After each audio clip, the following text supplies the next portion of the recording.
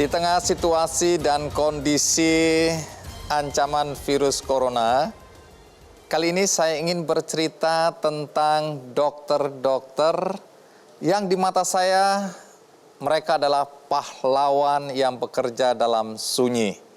Apa yang mereka lakukan tidak biasa. Mereka berjuang di daerah-daerah yang mungkin tidak dilirik atau tidak didatangin oleh para dokter. Penasaran? Mari kita mulai dari tamu yang pertama. Mari kita sambut Dr. Agus Ujianto.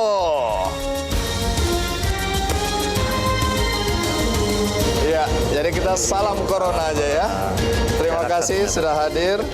Silakan duduk. Terima kasih. Iya. Orang menjuluki Anda dokter belusukan. Kenapa sampai mereka menyebut Anda dokter belusukan ya? Mungkin karena ada Presiden Jokowi belusukan. Jadi saya turun ke bawah pun diasumsikan begitu. Belusukan kemana itu? Iya, ke desa-desa, karena demografi di kabupaten yang saya baktikan diri sana memang turun naik gunung, lembah ngare begitu. Di Kabupaten Banjarnegara, jadi sering nggak kita naik turun gunung ya dianggapnya belusukan. Karena memang tidak di senter-senter kota lah. Anda sendiri tinggal di mana? Di Banjarnegara. Anda asli mana? Asli Purwokerto. Ini kan Anda dokter bedah, tapi main-mainnya ke desa. Betul. Nanti cerita ya, apa yang Anda cari di desa-desa ini, dan ngapain aja, dan sama siapa aja. Tapi sebelum itu, mari kita saksikan dulu tayangan berikut ini. Kesukaannya bertualang dan jalan-jalan membuat Dr. Agus Ujianto hobi belusukan ke desa-desa terpencil. Bukan sekedar belusukan, pria asal Banyumas, Jawa Tengah ini pun kerap memberikan pelayanan kesehatan kepada warga kurang mampu. Berbekal alat medis dan obat-obatan, Dr. Agus dibantu para relawan The Plegia, sebuah komunitas yang dibentuk olehnya untuk berfokus peduli kepada orang lumpuh, mulai mempersiapkan perjalanan belusukan ke pelosok desa di Banjarnegara, Jawa Tengah.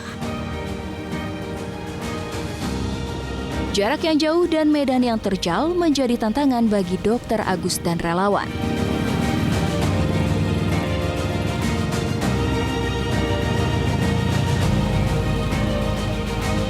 Warga di desa umumnya kesulitan untuk berobat ke rumah sakit. Hal ini mendorong Dr. Agus dan para relawan untuk terjun langsung ke lapangan.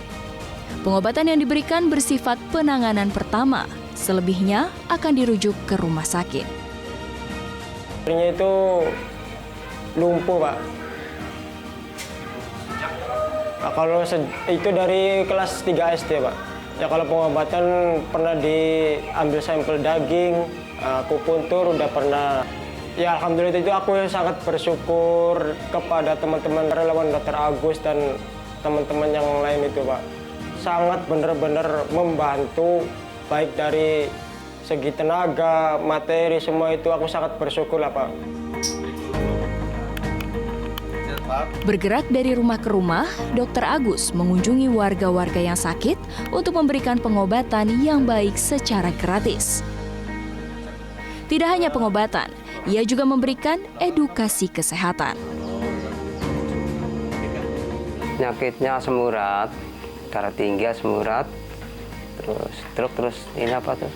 Tadi Bolongan gitu. Ya, bolongan ya gitu. Ada dokter Agus Ya bagus juga sih, tanggapannya bagus. Cuman itu penyakitnya harus sabar gitu, sabar. Apa aja yang diberikan oleh dokter Agus di sini? Ya obatnya itu apa, salep, perban apa segala itu, perlengkapan itulah. Perlengkapan ya.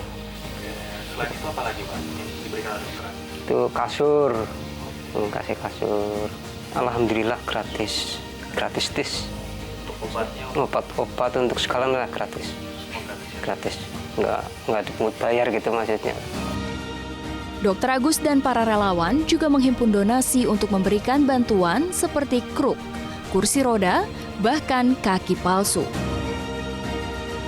17 tahun lebih sudah kegiatan ini ia lakukan. Jalan tak selalu mulus, sempat aktivitas dirinya ini dicurigai oleh warga karena keluar masuk desa.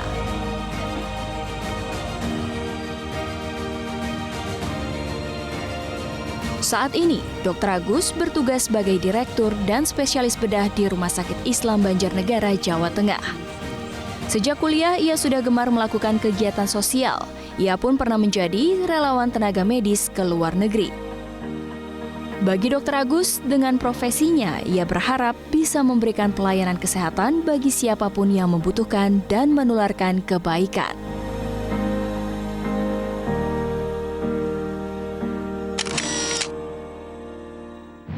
Apa yang membuat Anda kemudian belusukan seperti itu? Dari mana ide ini?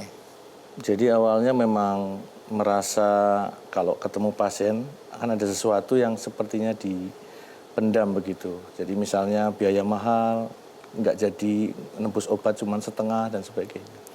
Kemudian yang kedua, banyak terapi yang sudah diberikan dokter kan nggak 100% sembuh. Biasanya karena sudah membaik dipulangkan. Nah rupanya edukasi yang kita berikan di rumah sakit kadang-kadang nggak sampai rumah. Seperti pasien stroke misalnya. Sampai rumah hanya ditidurkan, sampai kaku, sampai nggak mau tidur 7 tahun, sampai nggak mau berdiri sampai 7 tahun. Akhirnya saya cuma datang aja, ngajari duduk, ngajari begitu aja. Akhirnya mereka punya semangat. Nah kedepannya maksudnya setelah itu, cita-cita orang habis lumpuh apa? Kan ada cita-cita, pengen tidak tergantung sama keluarga dan lain-lain. Jadi kita motivasi sampai bisa berdiri, bahkan satu orang yang memang masih muda patah tulang kita sekarang angkat difabel yang masuk kerja di rumah sakit. Oke, kalau belusukan ke desa-desa gitu, Anda bersama siapa tadi? Ya selama puluhan tahun sama relawan memang. Awalnya kan keluarga pasien, kemudian menanyakan ada orang tidak mampu begitu. Ketika nggak ada pasien, saya udah yuk berangkat sambil refreshing kan, naik turun gunung. Naik motor ya? Iya, naik motor. Oh, geng motor ini rumahnya. Ada sebagian geng motor yang bergabung juga. Ya. Geng motor yang baik lah ya. Petik, ya. Iya. Ya akhirnya kita betul-betul datang, kemudian karena tadinya cuma bermain atau cari refreshing, mancing dan sebagainya, kok setiap jalan kadang lihat orang patah tulang, kadang lihat orang punya gondok sampai besar, ada orang yang jalannya terseok-seok gitu. Akhirnya kita setiap jalan ditemui. Dan itu akhirnya kebiasaan dan kalau nggak turun ke bawah atau belusukan tadi jadi malah pingin refreshing seperti itu. Dan efeknya adalah ketika mereka sudah kita turun ke desa, rupanya mereka akan jadi relawan kembali. Contoh orang punya gondok, tadinya takut sudah mau operasi begitu, nanti dia akan ngomong ke teman-temannya yang takut operasi gondok sehingga mereka akan datang dengan konsultasi dan sebagainya. Biasanya mereka takut biaya. Ini bayarnya berapa ini kalau Anda datang ke desa-desa ini? Gratis lah. Berarti Anda udah kaya ini rupanya ya? Enggak sih, cuman ya kan kita kalau turun ke bawah sebenarnya pertolongan primer. Jadi memberikan obat-obat yang sifatnya simptomatis dulu. Kemudian kalau kita bisa diagnosis di tempat, kemudian obat tidak kita bawa, ya kita nanti kita kirim kembali dari rumah sakit. Baik, jadi relawan dibayar atau tidak nih relawan-relawan? Walaupun ada yang menyebut relawan itu artinya sukarela, tapi dibayar atau tidak? Tidak pernah. Jadi kita cuma. Kenapa mereka mau? Mungkin suka seperti saya, jadi naik turun gunung, habis itu ngopi pinggir jalan. Oh, makan. ada unsur rekreasinya, adventure ini rekreasi juga lah ya. Betul. Oke, tadi respon masyarakat ada yang masih takut-takut gitu ya? Ya, memang kadang curiga gitu ya? Ya betul, saya pernah kan pengalaman ketika, kadang kan sempatnya sore malam hari, nggak ada kegiatan dan sebagainya, kemudian ya sudah ada yang mengeluh, ya udah coba nanti sore kita berangkat. Nah, karena malam kan di mana-mana harus lapor ketua RT. Nah, suatu saat dicegat orang lagi ronda, ditanyakan dibawa ketua RT. Ketua RT yang pernah saya tolong. Akhirnya ngasih tahu udah semua daerah situ akhirnya ditunjukkan yang sakit siapa saja. Nah, yang menarik adalah tadi diceritakan oleh warga bahwa Anda bukan cuma kasih obat gratis, perawatan gratis atau pemeriksaan gratis, tapi lebih dari itu Anda mengupayakan misalnya kasur atau kebutuhan-kebutuhan mereka ya. Itu duitnya dari? Ya iuran teman-teman. Sampai saat ini sudah mulai ada yang bantu, kadang-kadang yang sudah percaya begitu. Ya sebagian ada yang tahu, kemudian dari rumah sakit juga iuran, dari mulai perawat sampai dokter-dokter iuran nanti kita kasih begitu. Nah komentar istri gimana nih? Istri bilang, waduh ini suamiku belusukan, pertama prakteknya ditinggal nggak dapat duit. Kedua malah jangan-jangan ngeluarin duit. Ini rugi 2 kali nih. Ya jadi sudah paham lah. Ini? Awalnya kan memang istri juga pernah tugas di desa kan. Oh istri pekerjaannya apa? Dulu bidan.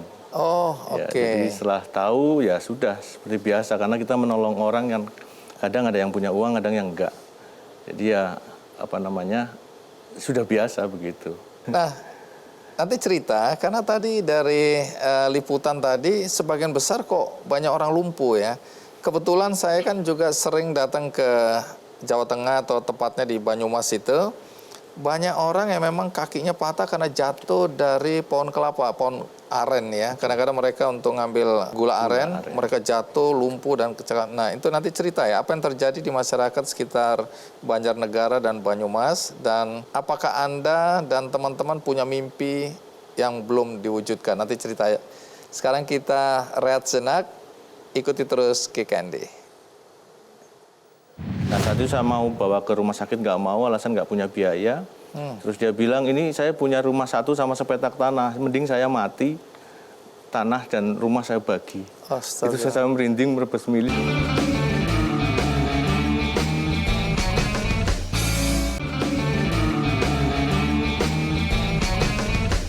Ya, kembali dengan Dr. Agus Ujianto ya. Dok, Anda kan belusukan ke berbagai desa ya, bahkan beberapa kali juga keluar dari desa di area Banjarnegara. Tapi yang jadi pertanyaan, itu Anda lakukan berapa kali dalam seminggu atau dalam sebulan untuk belusukan itu rata-rata? Ya, awalnya hanya mengisi waktu luang dulu. Ketika pertama jadi dokter kan nggak ada kerjaan, pasien sedikit. Jadi sering keliling, turun dan sebagainya. Akhirnya kalau sampai sekarang akhirnya itu relawan pun bertransformasi. Jadi tadinya ya pengobatan biasa, kemudian membantu mengurus bagaimana cara BPJS, rujukan, edukasi biasa. Tapi kemudian memang spesifik karena lebih sering, akhirnya kita buat ada yang untuk orang lumpuh namanya diplegia. Apa? Diplegia, si lumpuh. Diplegia. Diplegia. Oh, oke. Kemudian itu yang biasanya untuk orang lumpuh baik stroke maupun jatuh dari pohon begitu. Kemudian ada yang lain yang suka terhadap kebersihan, kita mempunyai the green team begitu. Jadi sukanya bersih-bersih WC begitu. Oh, saya kumpulin ada, juga spesialisasi ya. Iya. Itu relawan-relawan Relawan, karena memang spesnya sendiri saya bilang nggak harus jadi dokter untuk jadi relawan. Bahkan donasikan aja sudah cukup. Atau dukung, share teman-teman sudah cukup. Tapi karena kita di desa ya memang apa adanya lah kita sambil jalan. Mungkin setelah ketemu Kick Andi nanti bisa lebih dibantu untuk gerakan seperti nanti tenang itu. aja, kalau tadi kan saya lihat ada pasien kaki palsu. Siap. Nah, Kick Andy Foundation kan punya gerakan kaki palsu. Siap, iya. Ada kursi roda, kami juga bisa kasih. Pokoknya nanti kita ngobrol di belakang layar ya. Siap. Oke. Nah, di sana itu kan banyak orang yang jatuh dari pohon aren atau pohon kelapa. Betul. Ya.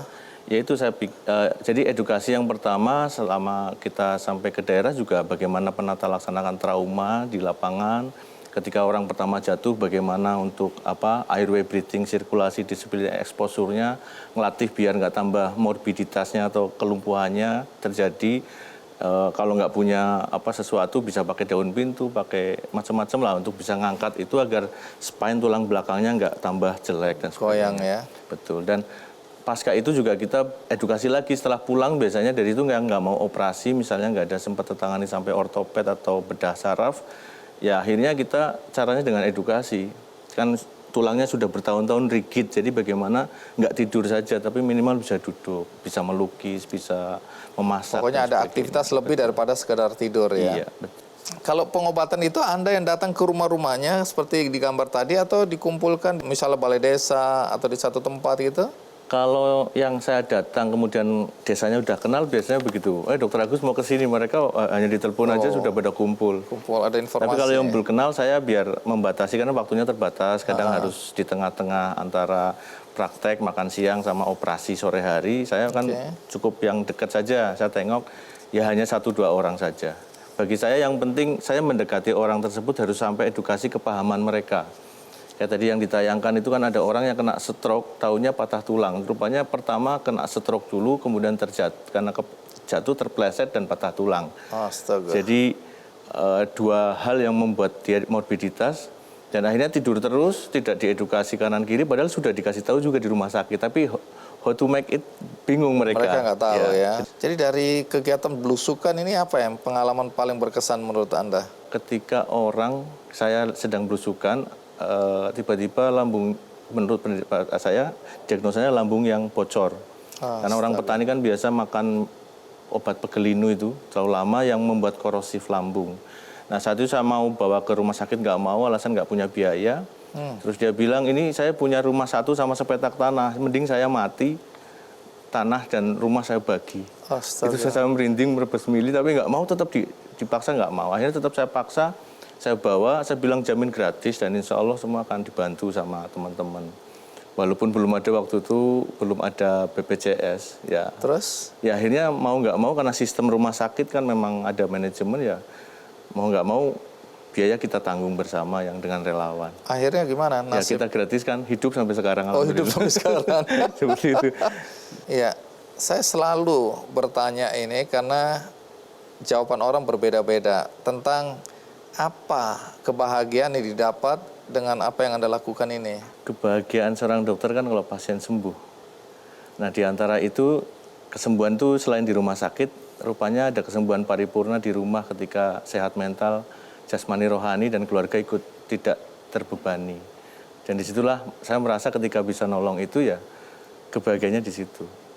Mungkin sama dengan dokter-dokter yang lain seluruh Indonesia, saya yakin punya jiwa seperti itu. Nah, dengar-dengar Anda kan kalau ada waktu senggang katanya hobinya nyanyi. Nah, bagaimana kalau kita dengerin orang Banyumas nyanyi ya? Siap. Orang Banyumas nyanyi. Ini judulnya apa? Judulnya Senandung Senja, jadi cerita tentang orang yang misalnya sudah mulai usianya sudah tua dan sebagainya, pikirnya ini sudah nyindir saya ini.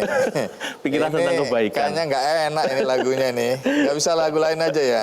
Ya itu Senandung kan Senja tercipta ini. juga karena teman-teman selama belusukan kadang butuh hiburan, bawa gitar dan sebagainya sebenarnya. Kita dengarkan lagu Anda. Ini karangan siapa nih? Saya sendiri, Oh, tunggu dulu. Anda dokter, ngarang lagu, dan menyanyi. betul.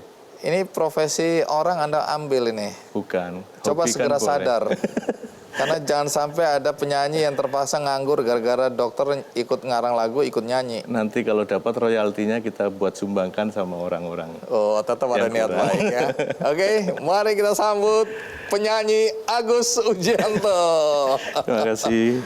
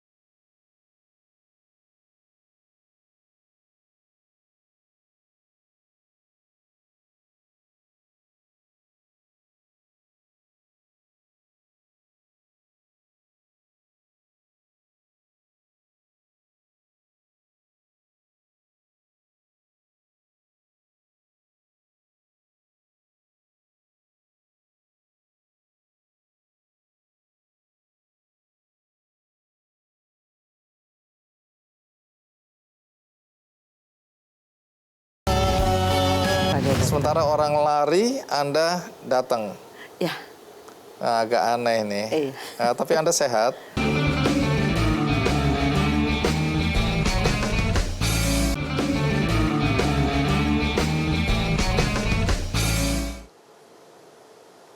Tamu kita berikutnya, seorang perempuan yang dijuluki dokter bencana.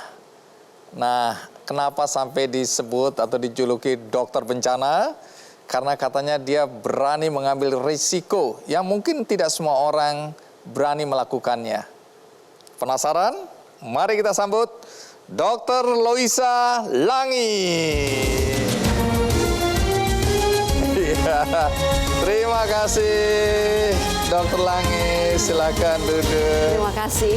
Ya, baik. Terima kasih sudah mau datang di acara Kikendi, meluangkan waktu. Ya. Terima kasih. Nah, Anda dokter ya, betul ya? Iya. Oke, dijuluki dokter bencana. Apa karena setiap kali kalau Anda datang terjadi bencana? Karena hampir semua pada saat bencana Heeh. saya hadir. Tunggu. Artinya Kalau ada bencana, Anda hadir. untuk memberi pertolongan Oh, memberi pertolongan. Baik. sebagai dokter. Sementara orang lari, Anda datang. Ya, Nah, agak aneh nih. Iya. Tapi Anda sehat? puji Tuhan. Oh, Ya. sehat ya. Jiwa maupun raga? Amin. Oke. Hanya orang-orang aneh yang biasanya kalau ada kecelakaan, ada bencana, mendatangi bencana atau kecelakaan. Iya, Anda sehat jiwanya ya? sehat. Oh, sehat sekali. Justru ini panggilan jiwa. Oh, panggilan jiwa Iya. justru ya? Oke. Udah berapa lama jadi dokter? Dari tahun 88 jadi 32 tahun. 32 tahun. Dokter Ya. apa Anda? Ahli gizi masyarakat. Nanti jelaskan ya, kapan persisnya Anda dijuluki dokter bencana, Oh. dan Anda sudah ke daerah bencana mana saja selama ini. Ya. Tapi sebelum itu kita lihat dulu ya liputan berikut.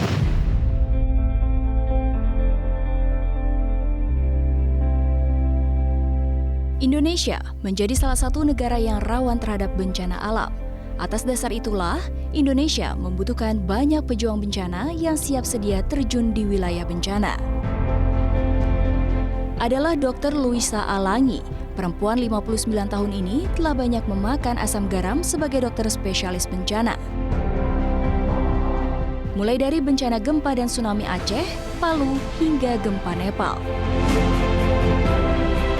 Dokter Fakultas Kedokteran Universitas Kristen Indonesia ini memulai karirnya sebagai seorang dokter spesialis gizi di Rumah Sakit UKI. 25 tahun mengabdi, ia pun ditunjuk sebagai Wakil Dekan 3 di Fakultas Kedokteran UKI Jakarta. Kini, di sela kesibukannya sebagai dosen dan juga tengah menempuh pendidikan S3, Dr. Loisa selalu siap diterjunkan ke daerah bencana di seluruh Indonesia. Tidak hanya itu, Dr. Loisa juga kerap masuk ke pelosok desa demi menangani gizi buruk dan stunting.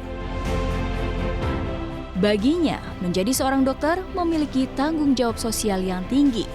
Mereka harus selalu siap sedia membantu siapapun.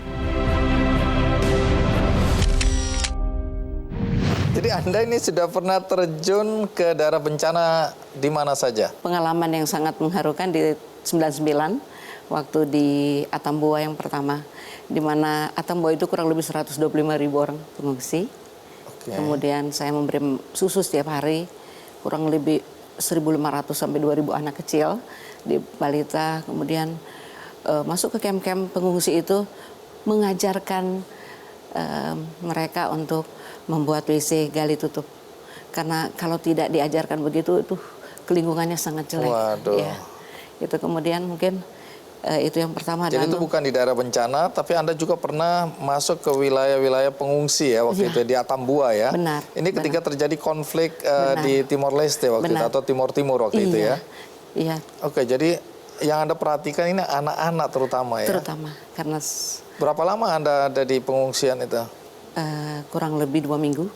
2 minggu, Oke. tapi nggak sampai waktu kami tidur di tenda, tidak sampai 2 minggu, mungkin sekitar 3 hari, karena mendengar desingan peluru. Waktu itu masih kejar-kejaran, akhirnya kami dipindahkan ke satu semacam penginapan.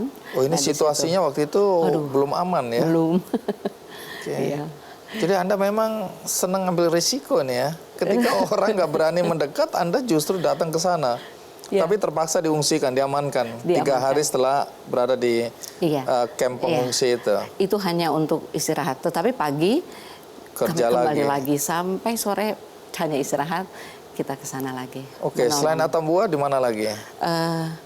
Tambua lalu 2004 di Banda Aceh. Banda Aceh. Banda Nanti Aceh. Anda cerita lebih detail, tapi Banda Aceh terus kemudian di mana lagi? Banda Aceh, kemudian di Lombok ya. Kemudian di Gempa Lombok ya. Iya, gempa Lombok, gempa Palu. Gempa Palu Anda lalu juga ada di situ. Lalu di Nepal.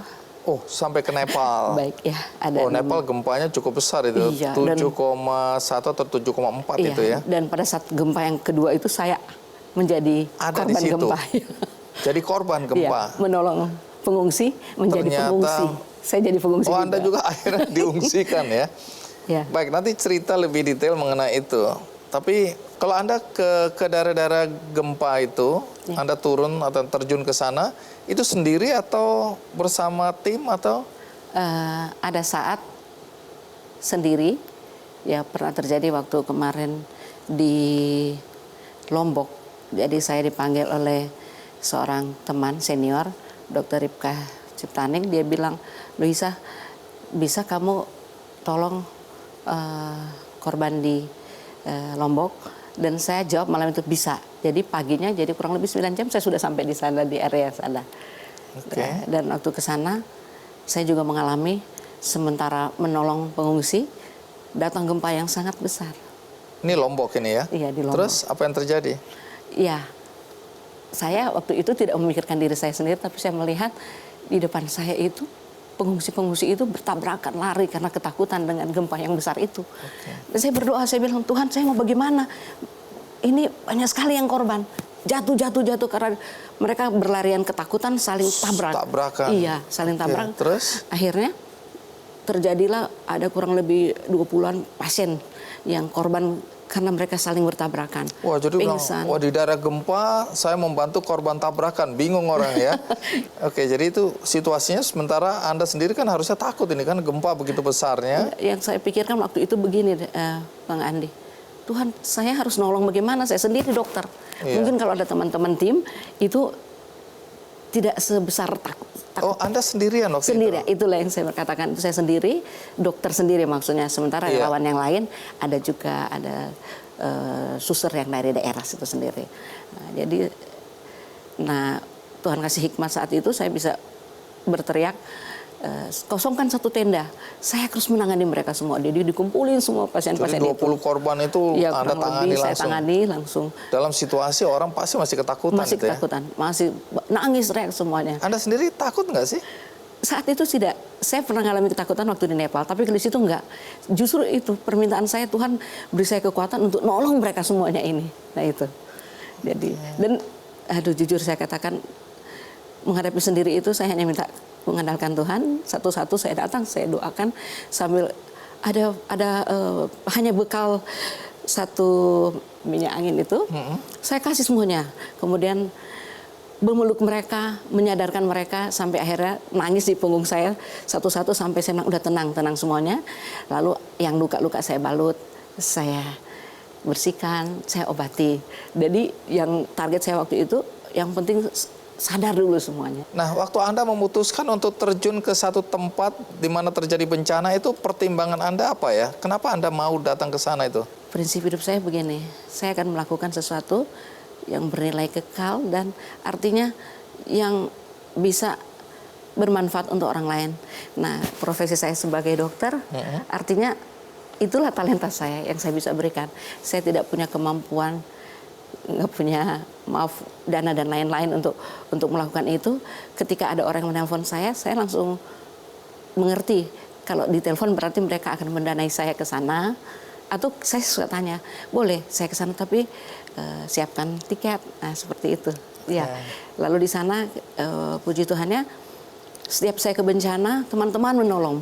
Artinya gini, ada yang menyiapkan tiket, ada yang menyiapkan obat dan juga beberapa teman lah Ya, saya juga pernah menjadi presiden Rotary dan itu mereka lah yang menolong saya untuk Bisa berangkat, bisa berada di tempat-tempat Iya, seperti itu. bencana. Kalau di Aceh dulu, ini yang peristiwa mana nih? Gempa tsunami? Ada atau? 2 kali. Yang gempa yang pertama di Banda Aceh tahun 2004 Iya. dan yang di Pidi tahun 2016 kalau nggak salah.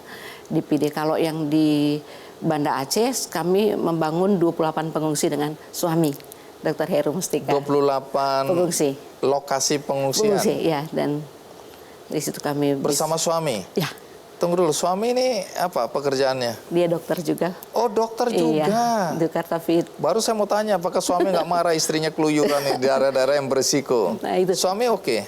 Nah, itu dia. Tuhan kasih bonus untuk saya, seorang suami dokter yang mau terjun seperti saya. Artinya kami sama-sama menolong di lapangan. Bahkan puji Tuhan ketika anak saya juga sudah umur 45 tahun satu ya, Iya. Rani, kami bisa sama-sama tidur di gempa di Jogja sampai 2 bulan. Tunggu, anak Sekeluarga. diajak juga? Iya, waktu itu 45 tahun. Ya. Jadi tiba-tiba rumah tangganya pindah ke Jogja ini ya? Benar, di tenda, kami tidur di tenda. Siang kepanasan, malam Jadi rumah kedinginan. ditinggal begitu aja? Iya.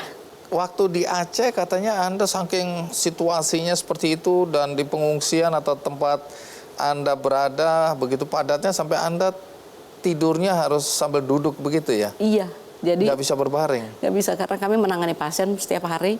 Untuk saya sendiri kurang lebih 400-an pasien. Saya ingat karena kan 2 minggu sesudah bencana itu kami hadir. Jadi namanya itu di kantor camat Banda Aceh, itu ada satu ruangan, itu semuanya relawan tidur. Nah, sementara kita dokter, termasuk saya, suami, kita akan tidur kadang-kadang udah jam 10, jam 11 malam karena masih ada pasien. Nah, begitu kita tidur kan sudah full semuanya. Jadi duduk atau masuk meja. Pokoknya ada celah aja udah Iya, di situ lah ya? iya. Waduh, berapa lama hidup seperti itu? 3 bulan. Dengar-dengar waktu di Aceh, Anda masuk belusukan ke desa-desa yang katanya justru adalah lokasi tentara GAM. Oh, Betul? iya. Saya ingat, Bang Andi, waktu itu kami dibawa, suami istri dibawa ke suatu lokasi dan waktu naik mobil semacam bis kecil itu, seperti gimana ya, kok kita kayak seperti dibawa kayak Tahanan. itu. Oh, iya. Jadi Dibawa untuk dibawa ke namanya Indrapuri waktu itu. Iya. Ternyata ke situ, aduh saya sedih banget karena di situ Kenapa? korbannya banyak banget. Kami tidak memikirkan lagi mau diapakan kami, yang penting kami nolong mereka, gitu. nggak takut, nggak Nggak terpikir bahwa takut. ini adalah markas atau lokasi tempat Iya, di mana GAM tidak tahu. berada. Pada saat itu kami pokoknya menolong sampai ya itu sampai akhirnya ya kami tahu itu GAM dan jujur hati kami yang ingin menolong mereka ya pasti diperhitungkan Tuhan sampai mereka pun sayang ke kami. Oh, sebaliknya warga Iya, di sana. warga di sana. Iya. Wah, pokoknya sejak itu kita rutin setiap kedatangan kami menolong mereka. Bahkan Ini bekas luka-luka, nggak bicara ya. agama, tidak bicara suku ya, udah Tidak, ini bicara tidak. kemanusiaan ya, Benar, betul. yang Anda lakukan ini ya. Iya. Masih banyak cerita, terutama waktu Nepal, karena Anda bilang iya. di daerah-daerah yang tadi Anda sebutkan Anda tidak takut, Benar. tapi begitu di Nepal Anda merasa takut. Iya. Nah, nanti cerita apa yang terjadi ya. Siap. Sekarang kita rehat sejenak, ikuti terus Kick Andy. Udah nggak diperintah lagi 1, 2, 3 pasti bilang lari. Kami lari ke bukit. Aduh udah nggak tahu kiri kanan itu jurang, pokoknya lari secepat-cepatnya daripada datang air bah.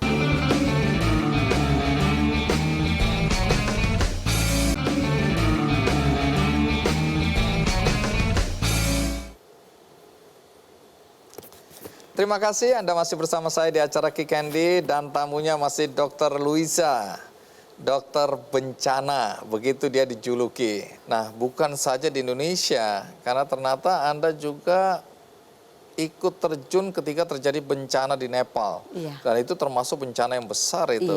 Iya. Nah, waktu itu kenapa sampai Anda bisa berada di Nepal? Siapa yang mengajak Anda? Saya ditelepon dari GBI mengatakan ada 5 negara yang sudah akan pergi ke Nepal dan ditanya apakah saya bersedia. Nah, waktu itu saya katakan, oh ya, setiap ada bencana atau apapun, saya selalu mengatakan begini, Tuhan, apakah Engkau utus saya? Dan saya akan katakan, saya tanya suami dulu ya.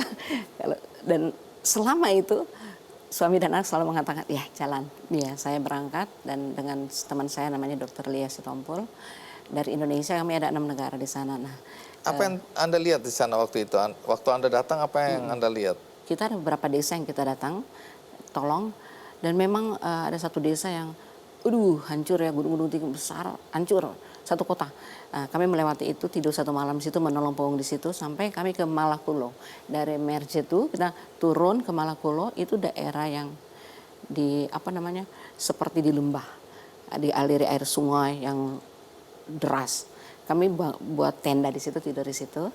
Nah, ada pengalaman yang kalau saya katakan saya nolong pengungsi dan jadi pengungsi di situ. Gimana? Apa yang terjadi?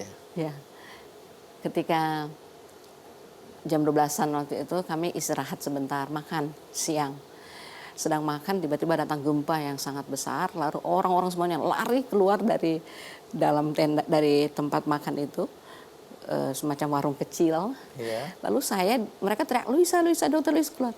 Saya cari itu tas gembok saya kan, di situ ada password. Saya berpikir gini, aduh Tuhan, kalau saya keluar nggak bawa itu, nanti saya nggak bisa keluar dari negara ini. Jadi saya cari dulu. Begitu saya ambil, saya keluar. Pas saya keluar, Bang Andi, itu roboh itu. Astaga, Iya, jadi nyaris saja nyaris ini. jadi kena. Ini apa? Bentuknya apa ini? Kayak warung kecil, warung dan warungnya roboh. Iya. Dan di sekitar kami itu rumah-rumah roboh, dan yang paling mengerikan adalah di depan saya itu yang saya bilang saya takut. Di depan itu gunung bukit-bukit batu itu kan di kaki gunung Himalaya. Iya. Terbelah dan batu-batu segede rumah jatuh. Boom. Aduh, masyarakat teriak, lari semua. Terus? Aduh, saya nangis juga. Saya takutnya gini. Aduh, kalau misalnya itu atau di depan kita terbelah atau wah udah. Udah pikirannya kemana-mana udah. Iya. Namanya orang takut dan itu gempa besar itu ya. Kami disuruh naik sedikit ke atas, di atas sawah, kami duduk-duduk situ, baru saja duduk diteriakin lagi sama, ada berita katanya sungai es yang ada di atas puncak Everest itu kalau misalnya gempa lagi, maka itu akan terjadi air bah. Aduh, di saat itu, Bang, kami udah nggak diperintah lagi 1, 2, 3, pasti bilang lari. Kami lari ke bukit. Aduh, udah nggak tahu kiri kanan itu jurang, pokoknya lari secepat-cepatnya daripada datang air bah. Nah, itu ternyata itu gempa yang paling besar 7,4 kalau nggak salah, waktu 7,4 itu. Akhirnya kami ke sana sampai di bukit, jadilah kami pengungsi di sana. 3 hari 2 malam jadi pengungsi. Ada helikopter turun. Ada helikopter di atas, kami udah kayak benar-benar pengungsi. Teriak-teriak ya. Karena terisolasi juga itu ya. Sangat terisolasi. Jadi berapa lama itu di Nepal itu ya? Menolong di sana di Nepal kurang lebih seminggu. Tadinya target kami kurang lebih 2 minggu. Iya. Tapi karena sudah datang itu, akhirnya kami hanya menolong 3 hari. Kami jadi pengungsi 3 hari. Oh. Iya. Nah, kalau ada yang tanya apa sih yang Anda cari, jawabannya apa ini? Saya bisa jadi dokter itu karena Tuhan. Dan talenta yang saya bisa berikan untuk menolong orang adalah profesi saya ini sebagai dokter. Oke, Iya. jadi kalau hari ini diajak untuk terjun lagi ke daerah bencana, gimana? Wow, kalau Tuhan kehendaki, Tuhan gerakan, langsung saya bilang siap. Siap. Iya, Umur segini siap gitu ya. Dan selalu akhir-akhir ini kan kami bertiga selalu. Yang terakhir gempa kemarin yang di Palu. Banten, di Palu juga. Oh iya, Banten Palu yang Banten, paling baru iya, ya. iya. Itu Dan terjun juga. terjun. Jadi Anda, Garut. suami, sama anak juga Iya. ikut. Tapi nggak kapok-kapok ini ya. Enggak, terutama kalau yang saya sekarang ini concern begini, menolong anak-anak gizi buruk biasanya karena akibat korban bencana alam, mereka ada yang terisolasi, artinya dalam beberapa hari kalau anak balita itu juga kan bisa mengalami diare, akhirnya jatuh ke gizi buruk. Karena kebetulan saya ahli gizi masyarakat, Iya. jadi itu. Dan Anda peduli pada urusan stunting ya. Iya. Ini menjadi persoalan bangsa kita ya. Iya. Emang seberapa seriusnya stunting ini di Indonesia?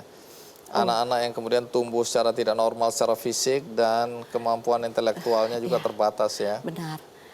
2019 dikatakan 1 dari 3 anak Indonesia itu menderita Serius? stunting. Iya, ditemukan itu. Jadi 1 dari 3 balita Indonesia stunting. Dan kalau mau dihitung-hitung ternyata di profil tahun 2018 30,1 anak atau kurang lebih 79,5 juta anak ya di Indonesia. Nah, kalau 30% berarti kurang lebih 30-an anak itu stunting. Saya punya kerinduan, saya punya usul bahwa masalah stunting ini yang sudah sedemikian hebatnya bisa kita tangani Dengan cara? dengan cara kita adopsi. Kalau kita di Indonesia ini kurang lebih ada yang seluruh jumlah penduduk kita di Indonesia itu ada 75.537 sekian kakak ya. Dari 75 juta ini dikatakan bahwa 25,4 juta itu penduduk miskin. Artinya kurang lebih 50 juta mampu.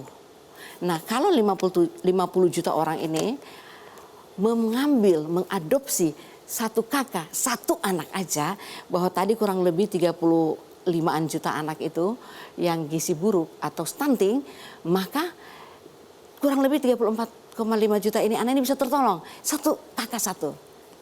Ya, jadi kita bisa tangani itu sesuai cara WHO 100 hari kita intervensi mereka dengan gizi spesifik.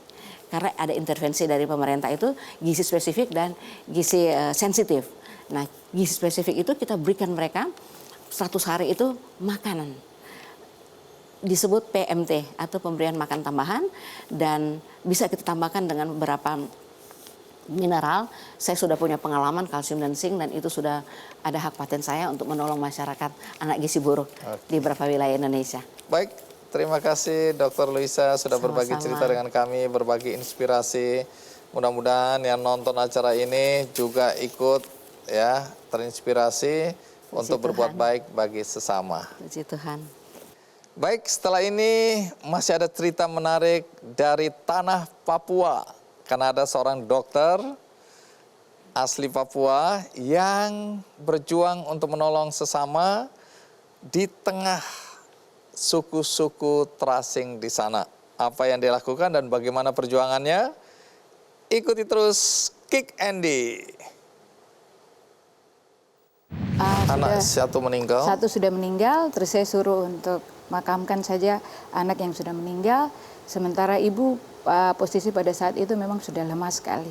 Ini yang 1 anak masih 1 di dalam. anak masih ada.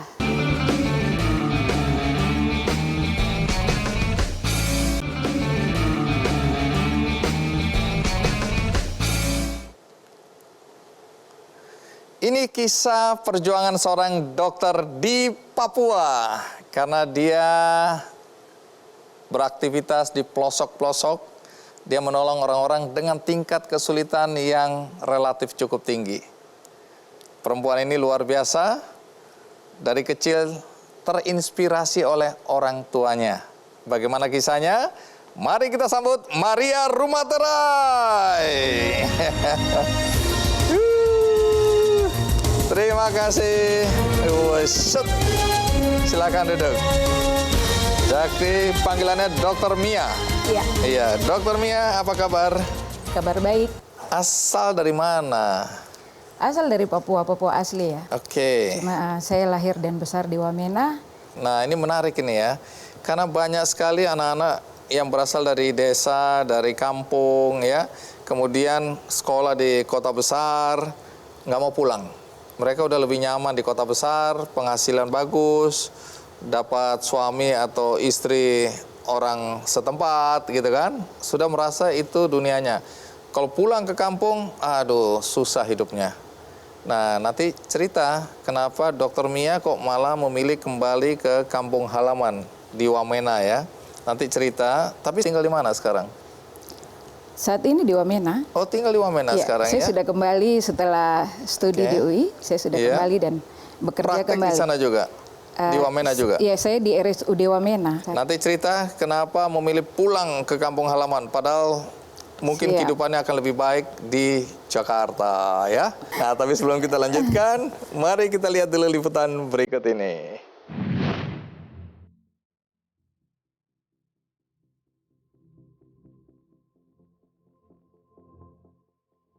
Tidaklah mudah seseorang mendedikasikan dirinya untuk melakukan misi kemanusiaan. Terlebih lagi, jika misi yang dilakukan terbilang ekstrim dan membutuhkan usaha ekstra untuk menjangkau daerah tersebut. Namun, Mia Luisa Rumanterai atau yang sering dipanggil Dr. Mia ini tergabung dalam BMC atau Bali Mission Center untuk membantu mereka yang membutuhkan bantuan pendidikan dan kesehatan. Bahkan, ia harus berkorban. Ia harus siap kapanpun dibutuhkan untuk mengunjungi daerah-daerah terpencil, khususnya di Papua, tanah kelahirannya. Bahkan ia pernah membuat keputusan tidak menghadiri pemakaman sang ayah demi melakukan misi kemanusiaan di daerah pedalaman.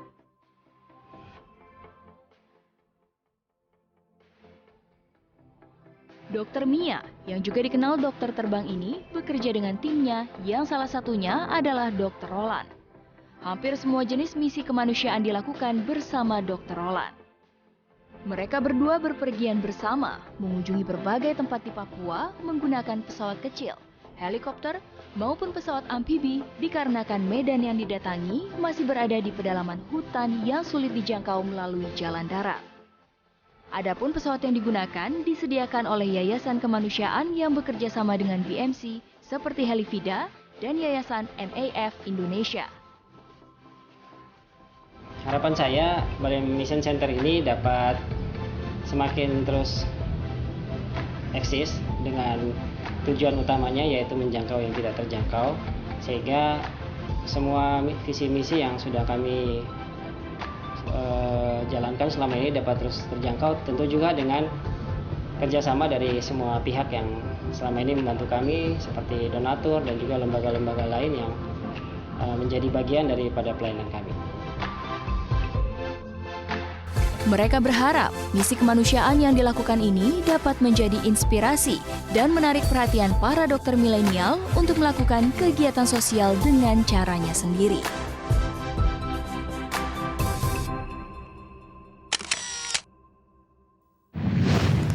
Nah, masih bersama Dr. Mia dari Wamena. Dr. Mia, boleh cerita nggak kenapa jadi dokter? Sebenarnya cita-cita saya itu saya ingin menjadi perawat ya. Oh, Karena terinspirasi oleh kedua orang tua. orang tua pekerjaannya apa? Bapak saya perawat, kemudian mama saya adalah apoteker. Tapi perjalanan waktu saya tamat SMP, kemudian bersekolah ke Jayapura karena itu sebuah asrama. Saya masuk di asrama Yanomoribo. Kemudian ibu asrama saya adalah seorang Belanda. Ibu Ans ini akan kembali ke Belanda, tapi beliau punya mimpi ke depan bahwa 10 tahun ke depan dia ingin ada seorang perempuan Papua yang harus menjadi dokter dan melayani mama-mama dan anak-anak Papua. Nah, berkat gaji pensiunnya beliau, akhirnya pada saat itu saya bisa sekolah untuk menjadi dokter. Tunggu, jadi yang membiayai ini ibu asrama? Iya, Sampai jadi dokter? sampai jadi dokter. Ini ngomong-ngomong, ibu asrama ini, Mama Ans ini tahu bahwa akhirnya Mia jadi dokter? Iya, tahu. Bahkan saya kembali lagi untuk ambil S2 di UI, beliau tahu. Tahu juga? Emang di mana sekarang? Sekarang beliau ada di Belanda, kira-kira 88 tahun usianya sekarang. Oh, jadi bahagia sekali Iya. dia lihat akhirnya memang ada anak perempuan Iya. Papua di asrama itu yang jadi dokter ya. Iya. Nah, ada satu cerita katanya saya dengar ya. Ketika Dr. Mia dihadapkan pada dua pilihan sulit dalam hidup. Pada saat papa meninggal, mau dimakamkan, pada saat itu pula ada panggilan untuk menyelamatkan nyawa seorang ibu yang sedang mengalami kesulitan dalam persalinan. Nah, di antara ini mana yang harus dipilih? Menunggu papa dimakamkan dulu atau segera menolong ibu yang membutuhkan pertolongan? Akhirnya Dr. Mia pilih yang mana? Pagi itu kita keluarga inti kumpul karena rencana jenazah Bapak kita akan makamkan sekitar jam 12 siang. Sekitar jam 5.15 begitu, menuju ke 5:30, tiba-tiba handphone saya berdering, ternyata ada panggilan dari pilot Tom. Begitu dengar kabar seperti itu, Mama yang buat keputusan. Mama bilang, segera berangkat, karena kau harus selamatkan ibu tersebut. Jadi saat itu juga saya ambil tas emergency kit saya, diantar oleh kakak-kakak yang lain, kita menuju ke Helivida dan beberapa menit kemudian helikopter mengudara. Tapi sama sekali saya tidak cerita kepada pilot bahwa saya sedang berduka. Nah, begitu sampai, terus masyarakat bilang saya harus turun lagi 30 menit ke bawah karena pasien ada di dalam gereja. Jadi kita harus periksa pasien di dalam gereja. Pak Tom tanya apakah dia harus ikut. Saya bilang tidak apa-apa, tunggu saja, saya akan turun dengan masyarakat ke bawah, saya periksa pasien. Terus ternyata ibu malamnya sudah melahirkan satu anak meninggal. Oh, anak kembar ini? Ya, anak kembar. Dan setelah periksa detak jantung bayi, ternyata masih ada. Terus saya ambil keputusan, saya bilang minta maaf, saya harus segera bawa Mama ini ke Wamena. Sempat terjadi, maksudnya masyarakat keberatan karena mereka pikir Wamena kan tidak ada keluarga. Iya. Mereka kan lebih gampang dari Agisiga itu ke Timika. Karena Timika itu kan banyak keluarga di situ. Saya bilang, oke, saya bertanggung jawab untuk keluarga baru saya ini. Saya akan bawa Mama nih ke sana dan percaya bahwa di sana juga banyak anak-anak Tuhan akan menolong Mama ini. Ini situasi ibu ini dalam kondisi seperti apa ini? Karena semalam anak satu meninggal. Satu sudah meninggal, terus saya suruh untuk makamkan saja anak yang sudah meninggal. Sementara ibu posisi pada saat itu memang sudah lemah sekali. Ini yang satu anak masih satu di dalam anak masih ada, kandungan. masih ada dalam kandungan. Terus akhirnya kita tandu lagi 30 menit naik kan 30 harus menit. naik lagi. Naik sampai ke landasan helipad pas ada helikopternya. Baru buat lari. Ya, Pak pilot Tom ikut bantu urus semua, terus ya kita terbang lagi kembali dengan perjalanan yang sama, jadi kurang lebih 6 jam itu harus kembali lagi ke Wamena. Terus total penerbangan. Dokter Mia urus ibu ini. Iya. Akhirnya selamat atau tidak ibu dan anak ini? Ternyata pada saat operasi itu ibu selamat dan anak beberapa jam kemudian meninggal. Aduh. Dia bilang dia turut akhirnya berduka. masih sempat lihat pemakaman Bapak? Iya, akhirnya kita dengan perawat dan dengan kawan-kawan dokter, kita karena dari rumah sakit ke rumah itu dekat, kita bisa jalan kurang lebih 5 menit. Kita beriring-iringan ke rumah. Jadi masih sempat lihat pemakaman Bapak ya? Jadi kita dengernya tegang kasih sekali. penghormatan terakhir untuk jenazah. Baik, nanti kita akan lanjutkan lagi pengalaman, terutama ketika harus melayani masyarakat suku yang tinggalnya di atas pohon ya. Saya nggak bisa bayangkan itu, apakah Dokter Mia juga naik-naik ke atas pohon itu untuk nolong orang, tapi bagaimana situasinya termasuk di rawa-rawa itu ya, jalanan. Nanti cerita, kita rehat sejenak, saya akan segera kembali. Helikopter terbang terus hujan lebat, terbang ikut sungai. Ya antara hidup dan mati, siapapun juga pasti takut gitu.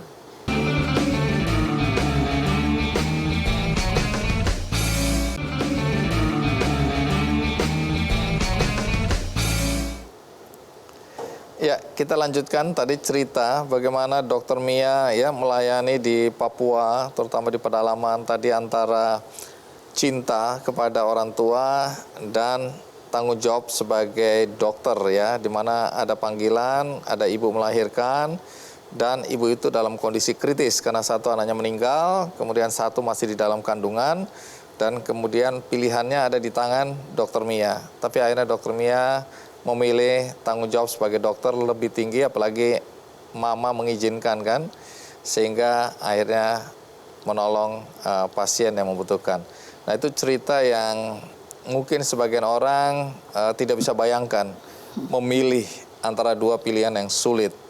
Nah, kemudian pelayanan, rata-rata tantangan terberat kalau melayani di Papua apa? Tantangan terberat itu cuaca ya. Cuaca, kenapa? Cuaca buruk.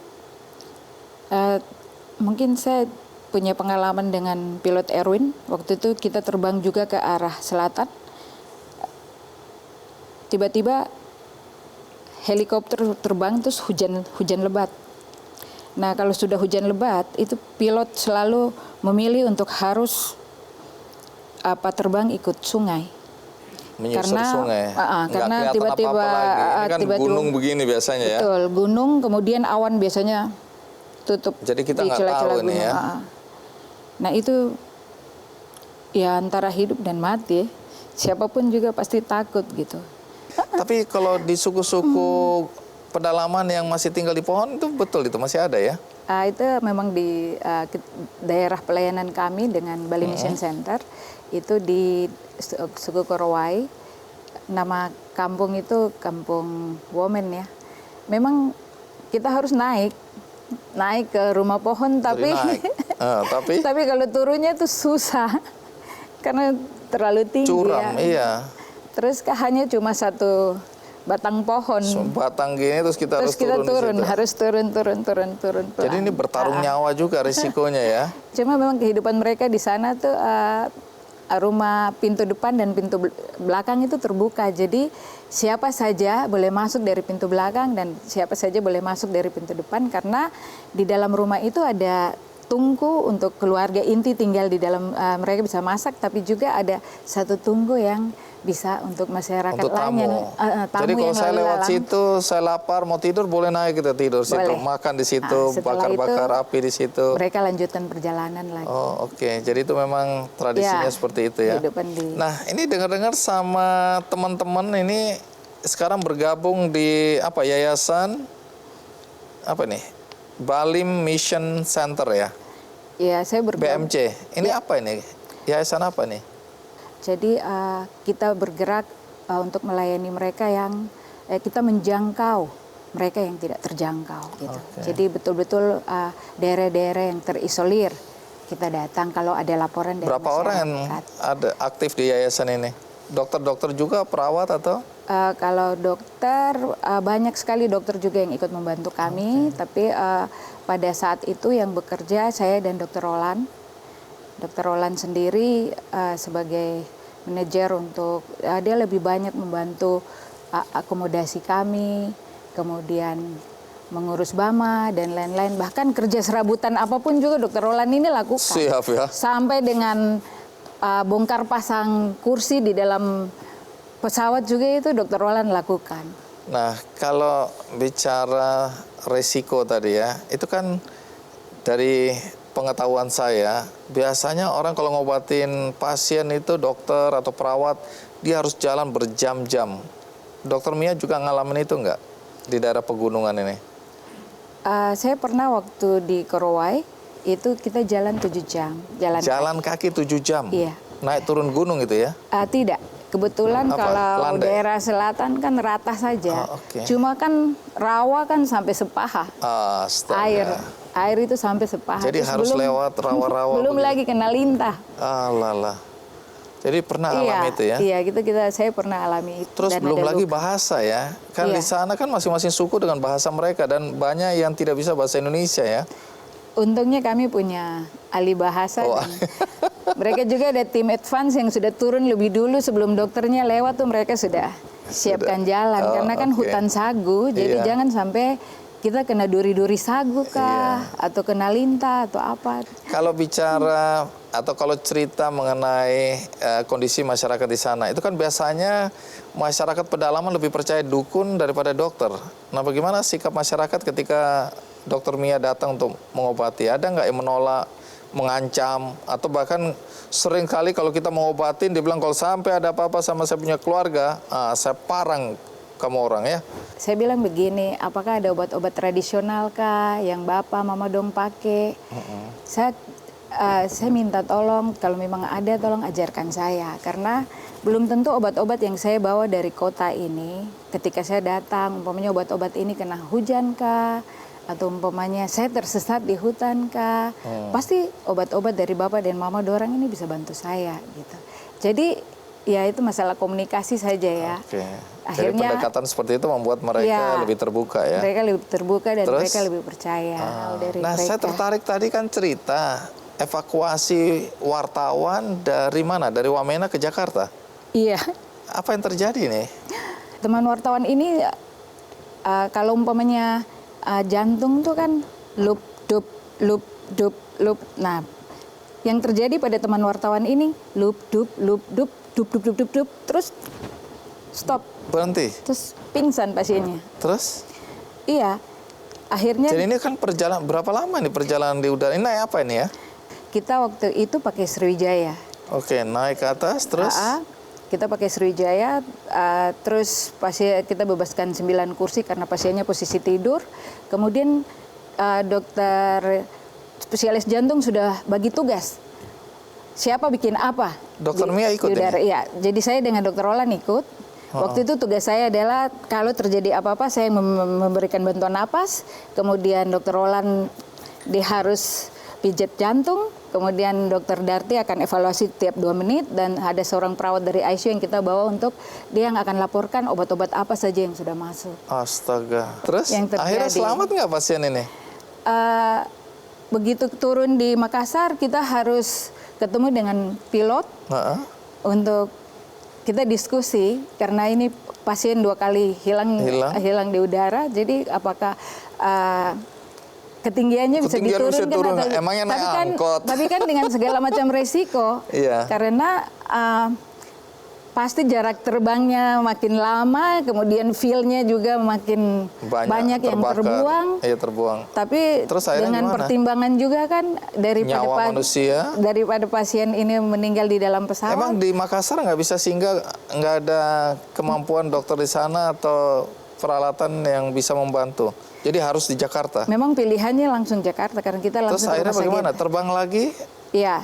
Emang Dengan segala ketinggian bisa direndahkan? dengan segala macam resiko, pilot Bilang, setuju oke. dengan kita. Jadi terbang di Dan ketinggian berapa? Waktu kita kembali lagi terbang di ketinggian 3.000, tapi kan perjalanannya kan makin panjang, sekitar 3 jam. Jadi? Aturannya kan 2 jam saja Makassar Jakarta. Terus sampai di Jakarta ambulansnya sudah siap, kita segera evakuasi ke Rumah Sakit Harapan Akhirnya kita. selamat atau tidak? Akhirnya puji Tuhan pasiennya sekarang sudah pakai alat bukan pacu akhirnya jantung, selamat. tapi seperti di shock gitu, harus dikasih shock supaya pada saat jantungnya stop dia berdetak lagi. Ini jantung satu orang bikin seluruh penumpang Iya. jantungan ya. Tapi penumpang nggak marah itu dari 2 jam yang seharusnya bisa jadi 3 jam.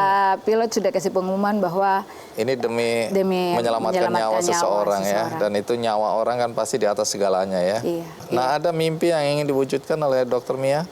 Sebenarnya mimpi saya itu saya ingin sekali bangun satu klinik kecil di halaman rumah. Karena halaman saya itu cukup besar. Setiap hari saya pulang dari rumah sakit tuh sudah ada mama-mama dan anak-anak. Mereka duduk di halaman rumah. Terus mereka selalu minta tolong karena baru pulang dari pasar. Mereka tidak mungkin ke rumah sakit. Karena rumah sakit kan birokrasinya kan berbelit-belit harus urus segala macam surat-surat. Nah mereka suka datang ke saya karena langsung dapat obat dapat dan periksa. langsung pulang ke rumah. Dokter Mia, mudah-mudahan mimpi itu bisa terwujud satu hari kelak ya. Kita doakan. Iya. Tetap semangat. Iya. Dan terima kasih sudah hadir di acara Ki Candy ya. Kasih. Nah, seperti biasa saya selalu bagi-bagi buku ya. Kali ini buku tentang Suster Apung. Karena cerita tentang Suster Apung ini pernah diangkat atau diundang Suster Apungnya di acara Ki Candy. Cerita yang menarik. Nah, bagi Anda di rumah, Anda punya kesempatan untuk mendapatkan buku ini. Caranya mudah, ikuti kuis di Twitter Kick Andy Show. Dan juga bisa melalui undian di website kickandy.com. Ya, kalau Anda menginginkan buku ini, maka coba peruntungan Anda. Karena banyak sekali orang yang ketemu saya, Pak Andi, saya kok nggak dapat. Nah, saya bilang tingkatkan amal dan ibadahnya. Jadi kalau begitu mudah-mudahan Anda yang beruntung kali ini. Dan saya juga ingatkan bahwa bagi Anda yang tadi tidak menonton acara ini dari awal, jangan khawatir karena Anda masih bisa menyaksikannya dari awal melalui metrotvnews.com dan ada cuplikan-cuplikannya juga di YouTube Kick Andy Show. Dan bagi Anda yang ingin berbuat baik, menolong sesama dalam kondisi ancaman virus corona, Anda bisa melakukan perbuatan baik dengan berdonasi untuk membantu saudara-saudara kita melalui benihbaik.com. Akhirnya, semoga inspirasi dari para dokter ini juga menginspirasi Anda untuk berbuat baik dalam hidup Anda. Sampai jumpa.